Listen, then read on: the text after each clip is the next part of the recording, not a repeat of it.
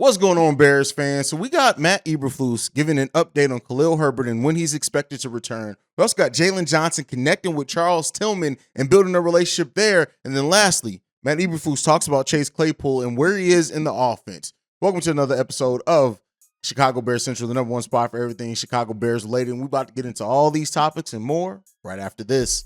You are now tuned in to Chicago Bears Central, your number one place for all Chicago Bears news and content. All right, Bears fans. So it's been a pretty slow news week when it comes down to the Chicago Bears, and that's expected. You have a bye week on top of all the losses the Bears have been piling up in a row, the injuries. There's really not a lot of news to go on for the Chicago Bears when there's no football to talk about for a week, but we're starting to ramp up now. And so we did get head coach Matt Eberflus talking about Khalil Herbert and when they expect him back, and he had this to say.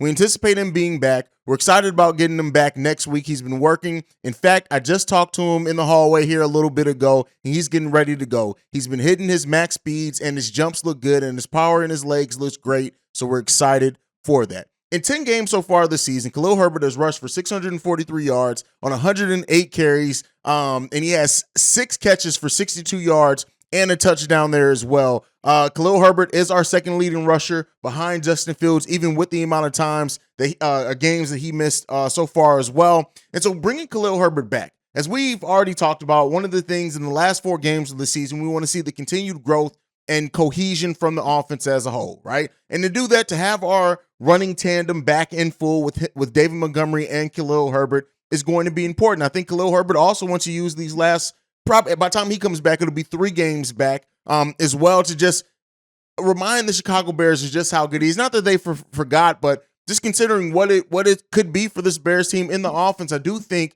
that considering the way that the other positions that need to be addressed, that the Bears still are more likely than not to bring back David Montgomery as long as he's not trying to command a huge contract.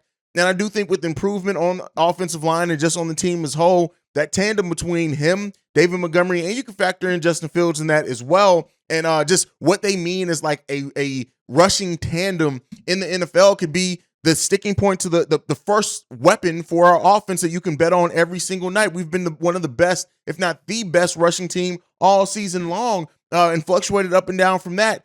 You want to kind of bring that core back if you can. Now, the Bears may also look to do an upgrade. I know I talked about a rumor before, and there's still some rumors about Barkley going on around there. I don't know if the Bears are going to want to spend that amount of money on a player like that, especially when you have David Montgomery and Khalil Herbert, who have shown to work pretty good together as a 1-2 punch, and you got Justin Fields in there as well. But I could be wrong. But at the end of the day, is this: I want as many weapons as possible for Justin Fields in there, and I just want to see this offense continue to grow, right? I want to see this team be competitive, even if it does come in competitive losses for the rest of the season. And for us to be competitive and put our best foot forward, Khalil Herbert is going to be a big part of that. So getting him back sooner rather than later to kind of finish out the season strong, I think is going to do well for the Chicago Bears going forward, and I like to see that. And I'm talking about other things that I do like to see. Jalen Johnson talked about him developing a relationship with Charles Tillman, and he says this: I just met Tillman for the first time during the Walter Payton interviews. Being able to walk to him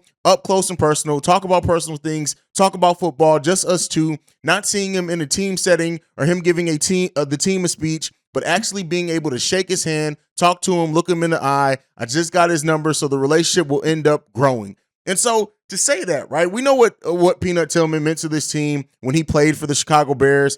And while this is one of those things that I think is more sentimental to Bears fans than it's going to translate on the football field, at the end of the day, it's this, right? If he is being mentored by somebody who not only knows what it's like to play for the Chicago Bears, but be an impact player for the Chicago Bears in a lot of ways, that's what you want, right? Mentorship is all about that. Taking players under your wing, that's what it's all about in this NFL, and passing it down. And so Jalen Johnson doing what he's done, and I'm content, and I feel pretty safe in the fact that Jalen Johnson is going to be back for the Chicago Bears team for the foreseeable future. A 3-year vet so far. It's good to see him just be mentored, or build that relationship. I hesitate to say mentorship because we don't know the depth of that relationship, but at the end of the day, it's this, like, just seeing him build that relationship with a great player that played for this franchise is just, on a personal level, on a fan level of this particular franchise, it's just definitely good to see. Now, lastly, before we go today on this daily episode, we got some update on the information on what it looks like with Chase Claypool and how Matt Eberflus sees him being integrated in this offense. One of the things that a lot of Bears fans, rightfully so, have been questioning and asking about is why give up the assets if we're not going to use Chase Claypool? And he, especially before Mooney went down, he wasn't used, I think, in a way that a lot of Bears fans thought he was going to be right away. Not being as involved at times. We know that Chase Claypool can be involved in the pass game, get involved in the running game a little bit as well. But Matt Eberflus had this to say. I wouldn't say he's there yet. I would say he's getting there. He's getting there and working there just like everybody else. But again, it's all new to him, and there's a lot of volume of offense that he has to learn, and he's getting there. He needs alignment, assignment, and to get all the things down, the route depths and the routes, the discipline of running the routes. He's in a good spot. We're looking forward for him to get better every single week. And so considering that we gave up our own second-round pick in a draft where we need it, considering the Bears' bad record, that is almost like a low-level first-round pick when you kind of think about it for that. So the move that we made is definitely not only a move for right now, but it's also a move towards the future with Ryan Poles giving up what would have been a future asset for Chase Claypool. Now, that was lessened a little bit by us getting another second-round pick back in the Roquan Smith trade. But at the end of the day, it has been a lot of questions on what is the future? How does Luke Getsy, this offense, the coaching staff, how do they see Chase Claypool performing for the Chicago Bears? Where do they see him fitting in for this team as things go forward? Where he's going to come into next season?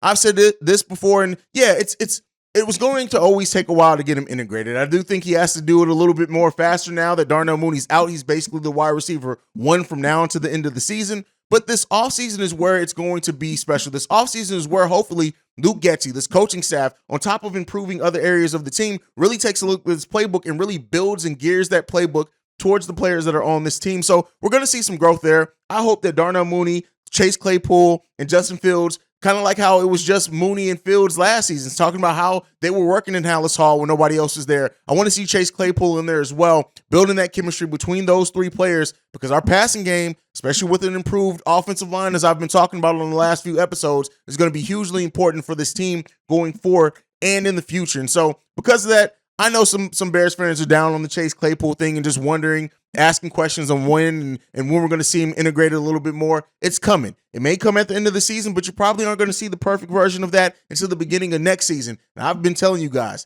it's the time to be excited, because where the Bears come in next season and how I think this offense and defense is going to look, if things go the way that Ryan Poles can have them go with smart drafting, using the money smartly, it's going to be a fun offense. I think we're going to have one of the most fun offenses in Chicago Bears history when we get the finalized version of this offense, when we get all the weapons that we need, when we improve that offensive line, and especially if we still have that rushing attack with David Montgomery, Khalil Herbert, or whatever ends up being there.